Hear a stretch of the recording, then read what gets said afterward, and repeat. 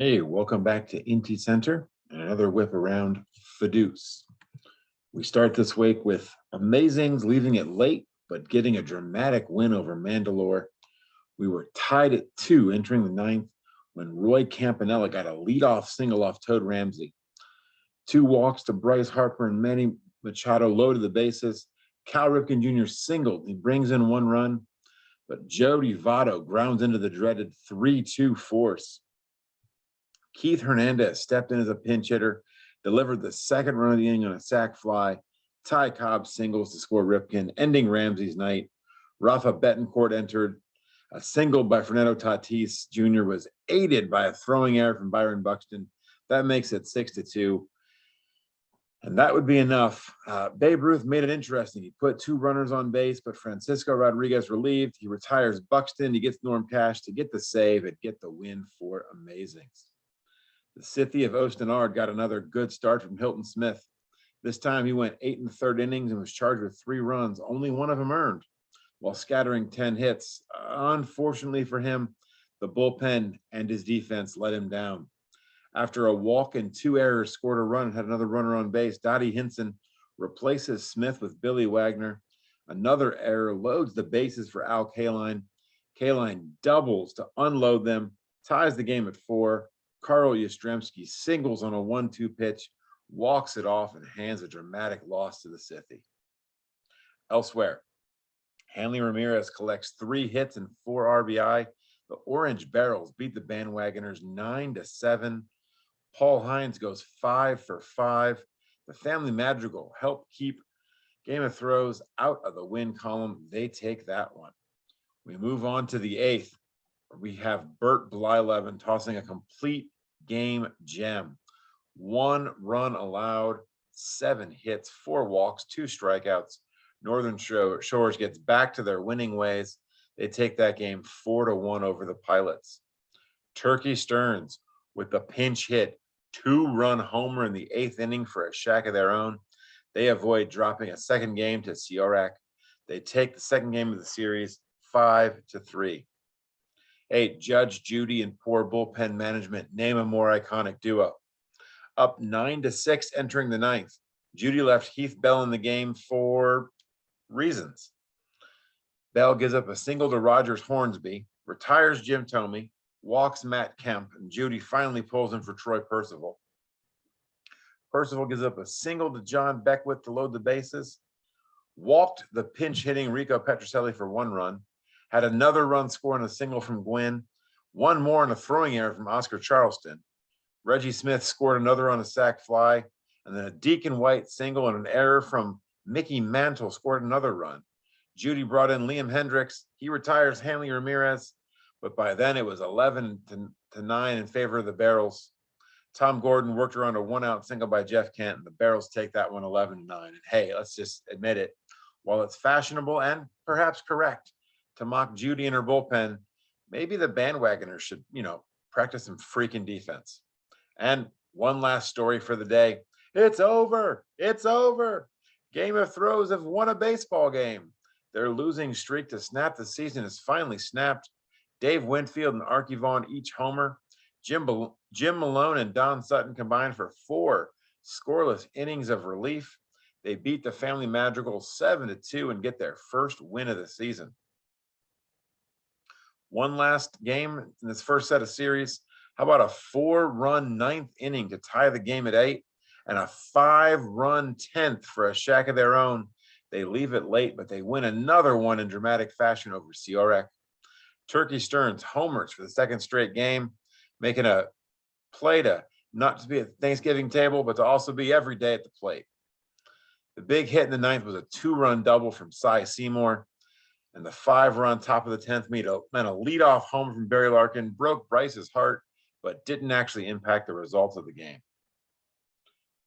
Hack Wilson homered twice and drove in 4 runs. Vita Blue tossed 8 innings, gave up only 2 unearned runs. And Performance Enhancers takes the series finale from Let's Play 2, 5-2. And in maybe the wildest game of the year so far, how about Gavi Kravith hitting a 2-run homer in the top of the 9th to put the Orange Barrels up 4-2 on the Bandwagoners. only for Vladimir Guerrero Jr.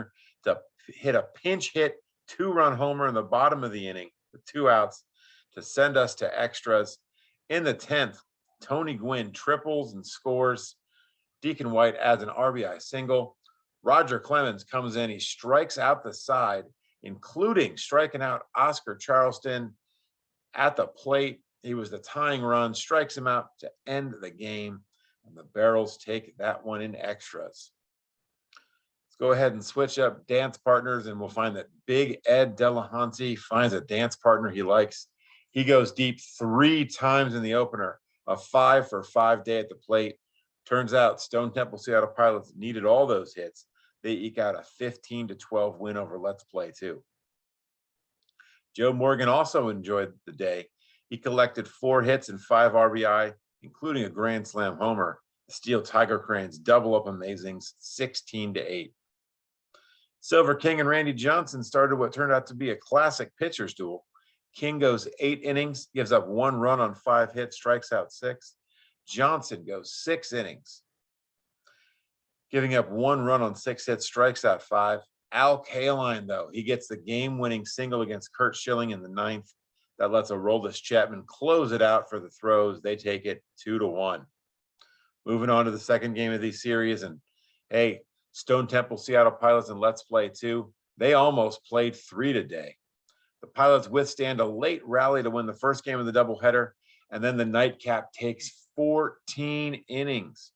Miguel Cabrera hits a 2-run homer in the bottom of the 7th, ties that game at 3. We'd stay tied until the 12th, until the Pilots finally got ahead when Bill Lang scores on a wild pitch. Wouldn't hold up. Ryan Sandberg ties it up with a solo homer in the bottom of the inning. We head to the 14th inning in this second game of a doubleheader. The Pilots score 4 times in the top of the 14th. Let's Play 2 gets 1 back in response, and the Pilots take it 8-5 in 14 innings.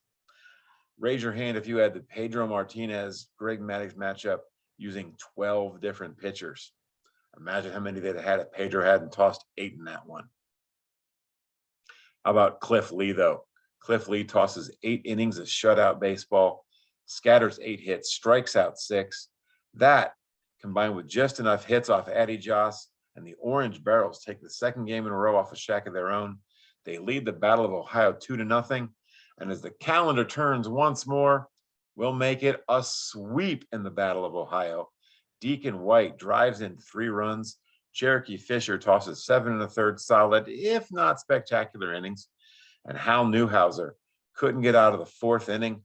A shack of their own drops all 3 games to their in-state rivals. Nolan Ryan, keeping up his hot start to the season, tosses a complete game shutout for amazings. Scatters 9 hits, strikes out 4. Cal Ripken Jr., Manny Machado, each driving a pair of runs to back him. Amazings takes that one 4-0. More drama, more extra innings, and it takes 11 innings in Minnesota, but the bandwagoners do avoid the sweep, but barely. Mickey Mantle hits a 3-run homer in the top of the 11th. The Northern Shores Scales of November answer with a 2-run double from Bullet Rogan in the bottom of the inning with 1 out, but Robinson Cano and Shane Mack leave him stranded on base. Northern Shores drops it 6-5. One last game to highlight this week, and it's another pitcher's duel from Game of Throws and the Demon Bags. This time, Charlie Buffington for Throws. He goes 8 innings, gives up 2 runs on 4 hits. That gets countered by 6 innings from Sandy Koufax. He allowed 1 run on 3 hits. Grasshopper Jim, Curt Schilling, they shut down Kings of the North from there. A 7th inning RBI double from Ken Gifford Jr. That's the difference in that one. San Francisco takes it 2-1.